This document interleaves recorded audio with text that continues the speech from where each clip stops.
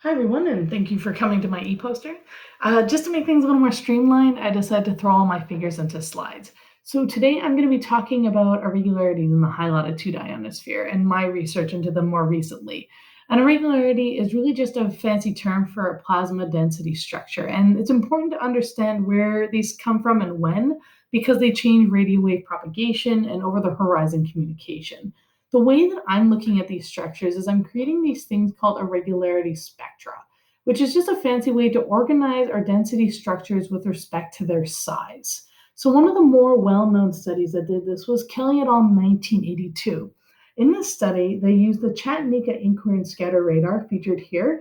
An incoherent scatter radar, I might get yelled at for this, is really just a fancy, powerful radar that looks at the plasma properties in the ionosphere. It's way more complicated than that, but we don't need to go into that for this.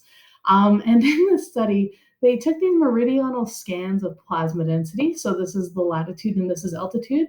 And they took a cut at 350 kilometers, took a Fourier transform, and then they created the spectrum here. And they saw that they had this little feature here, which was indicative of day-side energetic particles creating plasma density structures. But what was strange is that these are midnight observations. So from this, they could conclude that day-side energetic particles and precipitation could impact the entire high-latitude ionosphere.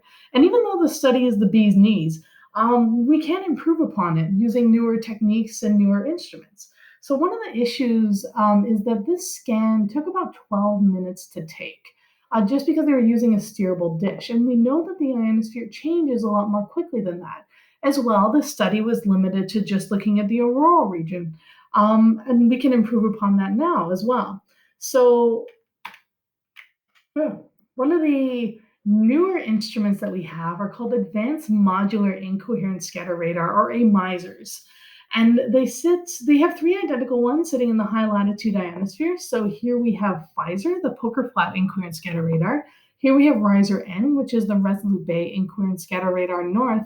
And here we have Riser C, which is the Resolute Bay Incoherent Scatter Radar Canada. And these are their fields of view at different altitudes. But if we focus on a Riser N, this is a 25 beam mode that you can have from phasing these different antennae in and out of different radiation patterns. And what's important is that you can look at the plasma density along these different directions nearly simultaneously, meaning you can get a wider snapshot of what the ionosphere is doing than what Chattanooga could. However, the issue is you don't have the same spatial resolution. Even when you have modes that have more beams in this, you have a hard time getting as fine scale as Chattanooga could, which had a 10-kilometer resolution at 350 kilometers altitude. But we can cheat a little bit and we can use physics to cheat. So this is a hypothetical experiment. Here I have Riser N and here I have different beam modes. These orange squares are places where I could take measurements in this hypothetical situation. I should say that between 200 and 400 kilometers, we are restricted to have a range resolution of 24 kilometers, or between 200 and 400. But if I look at a specific altitude, so 350, for example, I have two measurements in this hypothetical experiment. And if I have some structure sitting here, I only have one measurement of the structure, so I'm not really getting a complete picture of what's going on here. And I can't see smaller scale structures.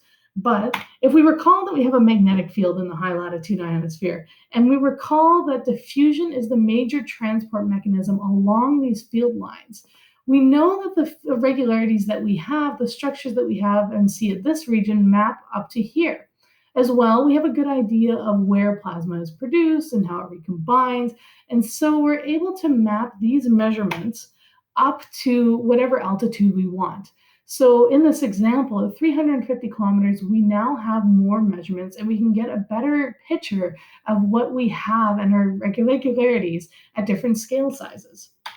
So if we apply this to one example, and this is just a preliminary thing, here I have plasma density from Riser N. They're all at the same azimuth, but different elevation angles. So that means that they're overlapping, but they're pointing at different angles upwards.